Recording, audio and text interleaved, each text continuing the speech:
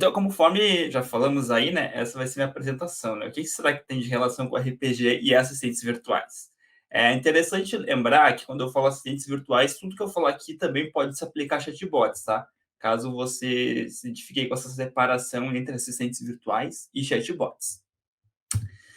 Vamos lá, então, enquanto a gente carrega nossa apresentação aqui, falando um pouco de mim, né? Eu trabalho, estou me formando agora em jornalismo, trabalho como um chatbot há um ano e 8 meses aí, já participei de alguns projetos, me identifiquei muito com a área, né? Da forma de trabalhar com bot, da vida ali, né? A um personagem, um avatar e trabalhar os diálogos dele. E muito disso foi por conta da minha adolescência jogando RPG, né? E aí, começando a trabalhar com esses projetos, eu percebi certas familiaridades entre RPG e chatbots. E foi isso que eu vou tentar trazer aqui para vocês hoje, compartilhar um pouco dessas semelhanças entre essas áreas, né? Então, carregando essa apresentação, boas-vindas, primeiro de tudo, eu queria dizer que eu vou apresentar aqui hoje com um assistente, é o Gregor, o dragão. Não se assuste, não vou te devorar, sou vegetariano. Aprendi a língua dos humanos após comer uma planta mágica. Eu serei seu guia nessa jornada, me acompanhe. Então, nossa jornada de aprendizagem começa aqui pelo ato 1, né? O que é RPG? Bom, o RPG, né, apesar de ele ser conhecido, tem muita gente que não sabe o que é, então vamos explicar. O RPG significa em inglês Role Playing Game, que significa jogos de interpretação de personagens. O RPG, ele tem a origem lá na década de 70, em 1974, sendo mais preciso, com Dungeons and Dragons, que é essa primeira imagem aqui, que na realidade é um RPG de mesa, né, de livro, de interpretação de personagens, mágico, onde a gente pode ser mago, guerreiro, escolher classes e raças e enfrentar ameaças como dragões, elfos, trolls. É muito o espírito de aventura. O RPG, ao longo do tempo, foi evoluindo. Depois ele começou a ganhar corpo nos consoles, né, de videogames. A gente depois o clássico Chrono Trigger de 1995, que inclusive a arte, as ilustrações tiveram contribuição de Akira Toriyama, que para quem conhece um pouco do mundo dos animes, é o criador de Dragon Ball Z. A gente evolui aqui para 97, essa é uma imagem de Final Fantasy VII, que também é um RPG bem famoso. E 2016, para mostrar como RPG não é só aventura, dragões, a gente tem um jogo que é bem conhecidinho da galera aí, que é o Stardew Valley, que é um simulador de fazenda, onde a gente assume um personagem que era uma fazenda de seu avô e ele tem que melhorar essa fazenda. Uma característica muito grande do RPG desses jogos é que você vai evoluindo ao longo do jogo com o seu personagem. Você vai personificando ele com novos itens, novas armaduras, e vai conhecendo os personagens. Nesse processo de conhecer personagens, a gente dialoga com os non-player characters, que seriam os NPCs. Esses NPCs são personagens dos jogos que a gente convive nas aventuras, eles passam informações, nos ajudam vendendo itens para melhorar nossos equipamentos, e eles têm muito a ver com chatbots, que é o que a gente vai descobrir agora.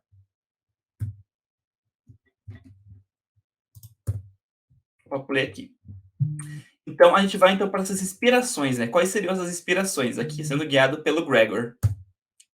Primeiro ponto, né? Um NPC pode saber e falar uma variável. Então, a gente tem isso desde os primórdios, ali, 95, Super Nintendo, Chrono Trigger. Aqui eu trouxe algumas imagens do jogo onde eu mesmo simulei, tá? Eu informei meu nome no começo do jogo e aí ele personalizou meu personagem com esse nome, Alan. Que nome bonito, prazer em conhecê-lo. Vamos, aqui quem fala é a Marley, né? Que é a personagem loira. O interessante aqui é que o RPG, desde os primórdios, apesar de não ter NLP, nada desse tipo, ele sabe valorizar uma informação que a gente passa para ele e ele te recompensa de alguma forma. Ele pegou meu nome, mas ele traz meu nome toda vez que eu tenho um diálogo comigo, com o meu personagem. Então, isso é interessante, essa recompensa com o usuário. Esse é o primeiro ponto para a gente pensar hoje quando a gente fala de assistente virtual ou chatbot. Todas as informações que a gente pede de um usuário, a gente vai gravar elas, a gente está realmente dando importância para essas informações? Como que a gente apresenta isso para ele? Né? Então, a ideia é sempre a gente valorizar a informação que o usuário passa para a gente, informar por que a gente está pedindo aquele dado, e sempre que possível, se a gente for personalizar, né, seja até mesmo perguntando como ele gostaria de ser chamado em questão de pronomes, a gente apresentar isso na tela, no diálogo, para trazer uma personificação e mostrar como a gente está valorizando essa pessoa que está dialogando com a gente, né? Seja pelo chatbot ou assistente virtual. A próxima reflexão é: um NPC geralmente tem uma biografia básica. Assim como eu trouxe para essa apresentação um exemplo do próprio Gregor, que é meu assistente aqui, é interessante a gente dar vida para esses personagens, esses assistentes virtuais. Por quê? Quando a gente dá vida a um personagem com uma biografia básica, é mais fácil as pessoas memorizarem, fazer associações com nossas marcas que a gente trabalha, né? Então, assistentes virtuais que possuem uma biografia básica acabam ficando mais à mente das pessoas. A gente trabalha muito com encantamento. Aqui nesse exemplo, eu trouxe o caso de Melchior, que é um vendedor. Eu encontro o Melchior e ele fala o seguinte: eu moro no continente leste, venha me visitar quando puder. Então, ele traz um pouco da onde ele mora e me convida a visitá-lo quando quiser, né? Então, os NPCs, esses personagens que eu interajo ao longo do jogo, eles trabalham muito com biografias, às vezes biografias bem extensas, bem interessantes, né? E isso acaba a gente memorizando os personagens. E sim, e assim que possível, é muito interessante a gente trazer para o nosso chatbot, para o nosso assistente virtual, se vê que faz sentido. E não porque, às vezes, a gente tem muito aí chatbots e sete virtuais que não tem a gente não fala que não tem muita vida, eles são muito vagos, a gente não consegue se identificar com eles, sabe. Às vezes eu particularmente tem casos que eu me sinto conversando com uma parede, né, então quanto mais a gente trazer vida para essa pessoa que a gente está conversando, também traz mais respeito por parte da pessoa que está falando com ele, né. O terceiro ponto, um NPC pode oferecer itens diferentes para cada etapa da jornada barra aventura, segmentado por personas. Então a gente percebe que esse jogo de 1995 já trabalhava um pouco essa lógica. Por quê? Aqui a gente tem dois personagens, que é eu, o Alan, que estou interpretando esse personagem vermelho, e a Marley, que é a loira, que ela é uma arqueira, enquanto eu sou um espadachim. Aqui cortou um pouco a imagem, mas o que acontece? Eu estou numa loja do jogo onde é me oferecido dois itens, uma espada de ferro e uma espada longa. Percebam que esse item é especificamente voltado para meu personagem, o Alan, enquanto para Marley não serve. Por quê? Porque ela é outra persona. Os itens para ela são outros. Nesse caso aqui não teria nenhum. Mas é interessante notar como, quando a gente cria uma jornada conversacional, a gente pode pensar o seguinte: o que a gente pode oferecer para esse usuário, essa pessoa, nesse ponto na jornada? A gente está oferecendo os serviços certos, né? Um exemplo é um calouro. Se a gente tem uma pessoa definida como um calouro no chatbot de universidades, por exemplo, será que é interessante a gente já trazer destacado para ele um item, uma FAQ que fale sobre a questão de diploma, colação de grau? Talvez ele não seja uma pessoa que vai se interessar no momento por isso, porque é uma jornada mais à frente. Então, a gente sempre tem que oferecer os melhores serviços para aquela jornada do usuário. E, claro, né, sempre que possível, segmentar esses serviços por persona. Então, quanto mais personas, mais personificado a gente consegue trazer essa jornada para a pessoa que está ali interagindo com o nosso bot, o assistente virtual. Essa é mais questão macro, né, quando a gente fala de chatbot. O NPC sempre está em um lugar estratégico. O que acontece aqui? Eu estou no momento do jogo onde a rainha está desaparecida. E a gente sabe, quem joga RPG, que um bom lugar para encontrar informações é a taverna. A taverna sempre tem ali, né, os taverneiros, as pessoas bebendo, aventureiros. Sempre têm informações para passar para o jogador. Nesse caso, o Toma, que é esse personagem aqui da cadeira, ele fala o seguinte: você é estrangeiro? Ele me faz uma pergunta. Sou Toma, o explorador. Me pague uma bebida, que eu te conto uma história. Assim que eu escolho pagar a bebida para o Toma, ele me conta uma pista de onde eu posso localizar a rainha. O que isso quer dizer na prática para a gente que trabalha com chatbot, né? Será que o nosso usuário hoje ele consegue encontrar as informações que ele precisa, o bot que ele precisa, aonde ele espera encontrar na nossa página, no nosso serviço, no atendimento? Então, sempre pensar nisso, né? O bot hoje, por exemplo, se a gente trabalha num site trazendo um exemplo novamente de uma página de universidade, onde o aluno espera encontrar um atendimento numa página específica, será que esse atendimento está lá para ele disponível? Então, é sempre pensar na questão mais macro, onde esse chatbot está localizado em nosso site, né? É onde o usuário realmente imagina encontrar uma assistência técnica, uma ajuda? Isso é um ponto a se pensar também. O NPC pode formar uma mensagem de erro e dizer como resolver esse erro. Aqui uma das regras básicas, né, de quem conhece a heurísticas de Nielsen, dialoga muito com isso. Aqui eu estou no momento do jogo onde eu quero acessar um evento e 2 guardas não me deixam acessar esse evento. E eles diziam o seguinte: eles ainda não acabaram de montar a tenda. Volte daqui a pouco. Então, aqui, num exemplo bem simples, né? Porque considerando que é um jogo de 95, eles dizem que eu não posso acessar aquela área no momento e me informam, além de me informar que eu não posso acessar aquela área, eles me sugerem uma ação. Volte daqui a pouco. Claro que trabalhando com chatbot, a gente especificaria, né? Trazendo um exemplo, um atendimento. Quando o usuário, essa pessoa, está conversando com o bot, e ela precisa ser atendida além de um horário, ela precisa ser atendida por um humano, mas está fora do horário comercial. Então, é interessante que esse bot, além de informar para essa pessoa, não podemos lhe atender no momento, pois estamos fora do horário comercial, sugerir alguma coisa para essa pessoa. Seja no sentido de, você pode tentar falar novamente com a gente amanhã, ou sugerir um contato alternativo, seja um e-mail, caso seja uma emergência, né? Então, é sempre importante a gente trabalhar com isso. Mensagens de erro, né, informar erro, por que aconteceu esse erro, por que a gente não conseguiu o que a gente queria, e sempre já dar uma saída para essa pessoa, o que ela pode fazer, né. Agora pontos extras aqui também para a gente conversar, NPCs compartilham informações entre eles. É muito natural em RPGs a gente encontrar, conforme a gente vai avançando nessas jornadas, nessas aventuras, personagens que sabem de informações de outros personagens que a gente já interagiu no jogo. Às vezes, decisões que a gente tomou, esses personagens sabem. Então, assim, isso aqui, se a gente pensar no mundo dos chatbots, o que tem a ver, né? Tem muito a ver com uma lógica de compartilhamento de informações. O canal Omnichannel. Inclusive, a gente teve até palestra aqui no Bots Brasil sobre Omnichannel, né? Apesar de ser roupagem diferente, personagens diferentes, as informações compartilhadas entre eles estão lá. Então, por mais que eu esteja em outra etapa da jornada, esse outro personagem vai saber informações do todo. Então, imagina que eu estou num serviço de um bot de atendimento ao cliente, que eu quero trocar um produto.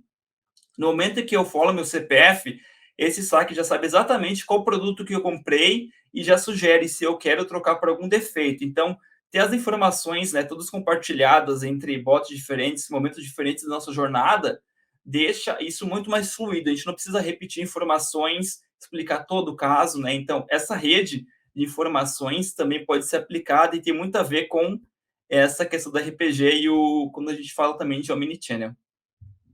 NPCs aconselham. Um exemplo eu posso estar entrando numa caverna onde existem dragões que soltam veneno, por exemplo. O que eu posso fazer? Bom, no momento que eu vou entrar nessa caverna, pode ter ali um mago, um vendedor dizendo o seguinte para mim, e isso acontece em jogos. Olha, essa caverna você irá encontrar ameaças. Eu aconselho você a lidar com essas ameaças comprando poção. Uma poção, um antídoto aqui que vai ajudar você a lidar com esse veneno.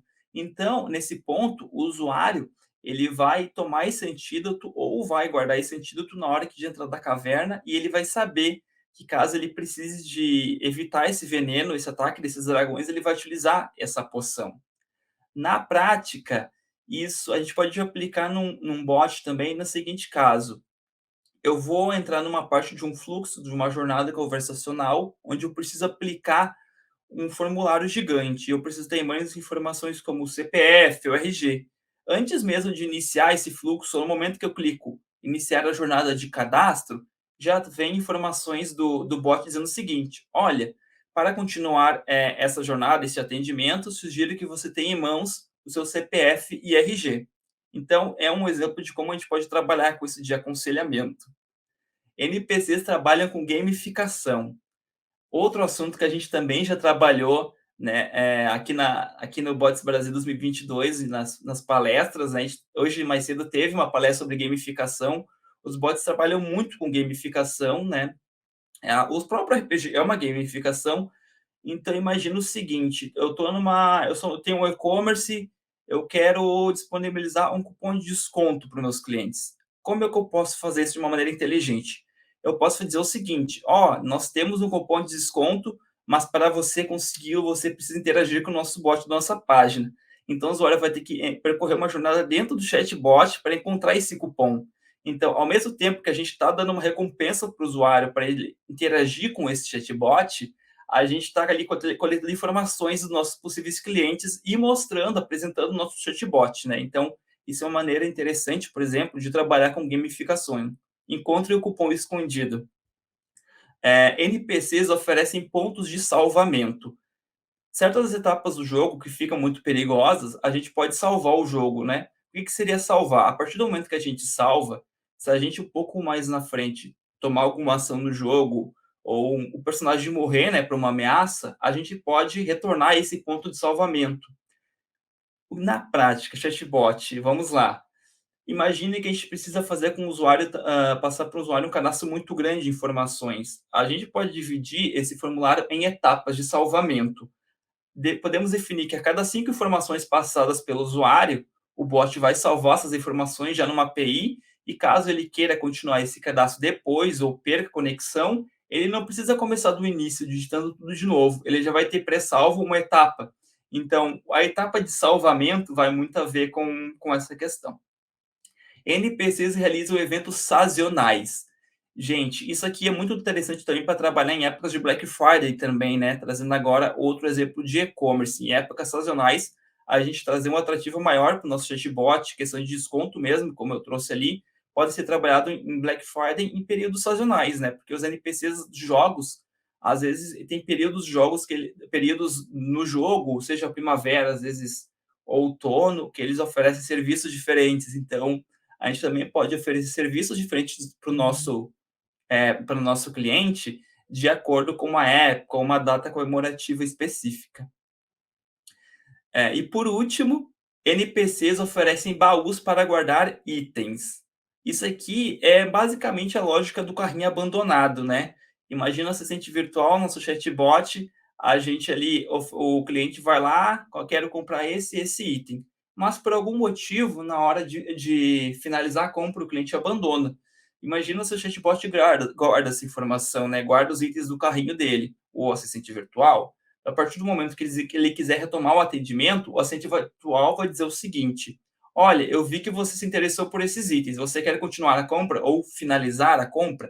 Então, ele já vai ter guardado no baú esses itens que o usuário quis comprar.